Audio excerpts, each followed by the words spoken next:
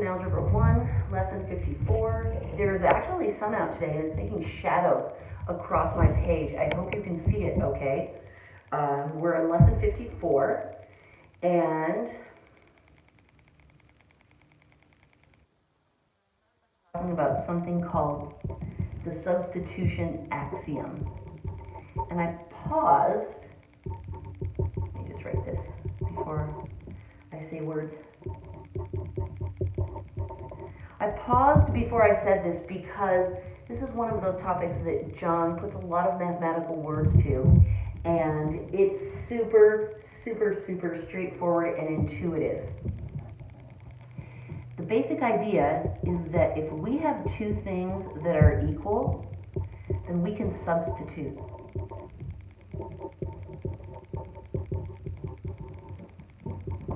We can either take A and substitute it for B, or we can take B and put in A.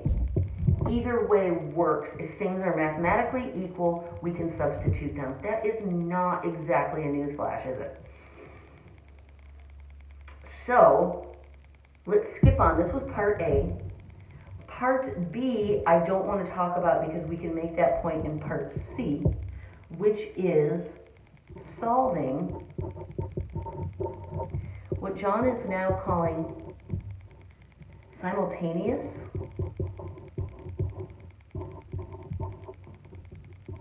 equations, but we call systems of equations. And I'll tell you why that matters and what that even means. Because it's just words on a page, blah, blah, blah, blah, blah. Okay, we have done this before, I think. We've been doing this. 2x minus y equals 1. X equals minus 3y plus 11. Now, these are two equations. As they are written, they don't necessarily have anything to do with each other. They both have x's and y's, but they could be two completely separate and unrelated problems. This notation changes all that. This notation says, hey, these equations are actually, you could call them simultaneous, or you could call them a system of equations, because we want a value for x and a value for y that will make both of them come true. Okay? So we don't want unrelated answers. We want a pair of values for x and y that will make both of these equations true. That's different than just having two random equations. So what we're going to do is we're going to use substitution to solve these together. Notice here we have an x, and notice here we have an x.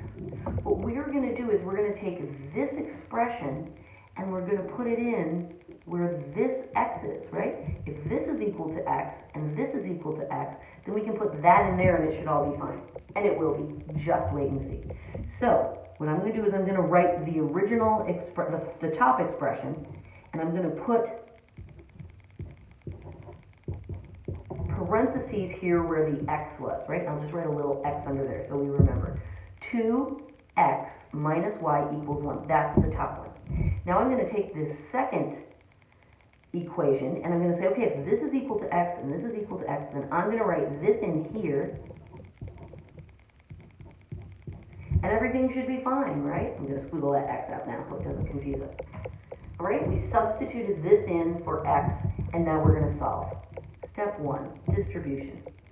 Minus 6y plus 22 minus y equals 1. I'm going to subtract 21 from both sides, and then I'm going to combine these like terms. Oh, I'm sorry. I was busy thinking what the answer was going to be. Oh my gosh, my brain likes to give away answers. Okay, so this cancels. These go together. Minus 7y equals, and see, here's where I was, minus 21. Divide both sides by minus 7. And we get y equals positive 3, right? So there's part of our answer. Now we've found the y that will make both of these come true. But we have to figure out the x as well. Aha! So what we do is we take this value for y, x rather, no, y, I'm sorry, I was right. We take this value for y and we plug it into either of these original equations, and solve for x. Either one of them will work, but I see that this one is set up perfectly. So, because I don't have paper to go down right away, I'm going to work over here, and I'm going to write x equals minus 3, y is equal to 3, so I can substitute plus 11. So that gives me x is equal to minus 9 plus 11, and that gives me x is equal to 2. Okay, there's my other answer, but the best way to present the answers to these problems is as an ordered pair. So I'm going to write 2 is my x value, 3 is my y value, and that is my best final answer. And if you look in the book, you will see, yay. John doesn't always do this, and I called him out on that. I like to always an ordered pair. Although if you gave me these two boxes on a test and not this one, I would not take away points. I probably would hand the paper back to you and say, write your answer as an ordered pair. That would not be scary or hard. But there is our answer to this. So, solving systems of equations, solving simultaneous equations, same difference. It just means we want to be sure that our values for x and y will work for both of those. There are a lot of these problems. Let's do 54.2. 2x plus 3y equals minus 13. Y equals x minus 6. And again, that's the notation that makes everything different. It tells us that we're solving these simultaneously as a system. Here we see a plain letter. When we're substituting, we want to look for one letter by itself without a numeric coefficient, because that will make it super easy to plug in. This time it's the y. So I write 2x plus 3 times, that's our y, equals minus 13. And then here's my y here, so I write x minus 6 right there. Squiggle that out so I don't get confused. All right, we distribute 2x plus 3x minus 18 equals minus 13. So I'm going to add the 18 to both sides, and I'm going to add these two like terms, and I'm going to get 5x equals 5, and I don't even have to do the division on that, x equals 1. Okay, great, now I plug it in right there, and I get y equals 1, that's x, minus 6, so y equals negative 5. And so my ordered pair is 1, negative 5. And John is showing the answer in this format. Sorry, I didn't necessarily see it the first time. Okay, beautiful. That's 54.2. Let's try another one. I'm having fun, are you? This time, we have 3x plus 2y equals 3, and x equals 3y minus 10. Okay, again, I see my variable by itself there, so I'm going to take the top one, and I'm going to put parentheses in where I plan to substitute, write out the rest of the top one, and then here I'll substitute in. Make sense? I hope so, because if you said no, I couldn't hear you. Distribute 9x minus 30 plus, oh wait, I did something wrong. Oh, this is a y, right? There's a y.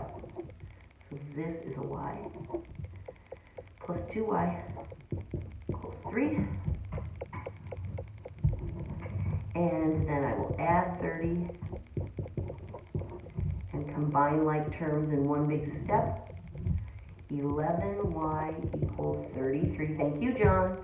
Y equals 3. If I divide both sides by 11. And then I plug it in for our x.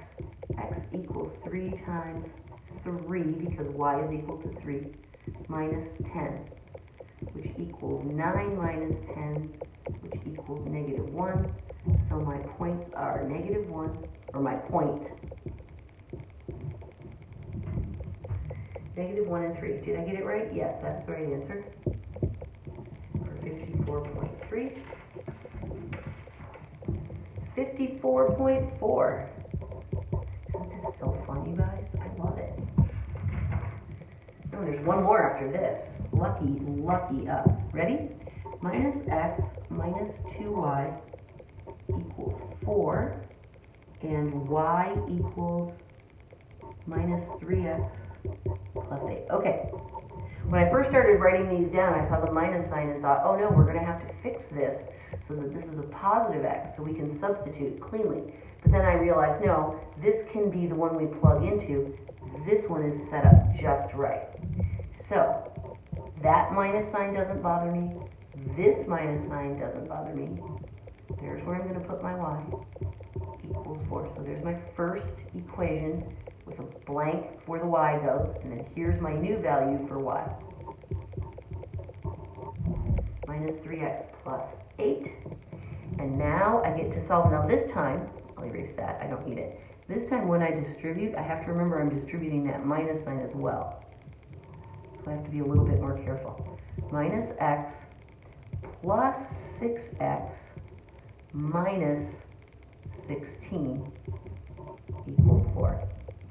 Okay, the signs changed as when I multiplied by 2.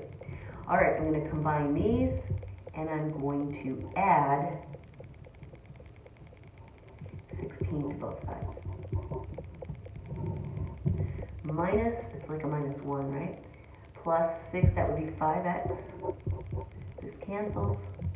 Equals 20. Oh, John always makes these numbers come out so cute. He's a buddy and a pal. Okay, now we plug this in. Second equation works perfectly to plug it in. So we're going to say y equals minus 3 times 4, because 4 is equal to x, plus 8. Y equals minus 12 plus 8, which equals -4. So our pair of ordered points is +4 and -4. We're on a roll, that's right too. Last one, example 54.5. Use substitution to solve for x and y. 2x plus 3y equals 5.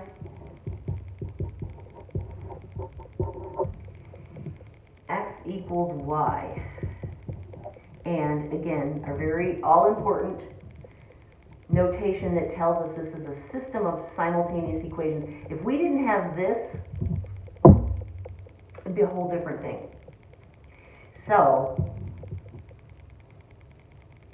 this is so easy it's almost confusing. We're going to go with our original expression, 2x plus 3y equals 5. This will work. Normally we've substituted using the variable that's on the left. This time I'm choosing to use the one on the right. They're equal, so it doesn't matter. I could rewrite this if it made you feel better. That way, right? Same difference. And that way it's plugging in the way we're used to it. So this will become x. And now I have 5x equals 5 and x equals 1.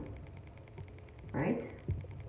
And then I know right here, or here, whichever one you want to look at, that x and y are the same, so that tells me that y also equals 1. And our pair of ordered points is 1, 1, also correct. So, if x equals y, that's so easy it's almost scary. But don't let it throw you off. It actually makes the problem super simple.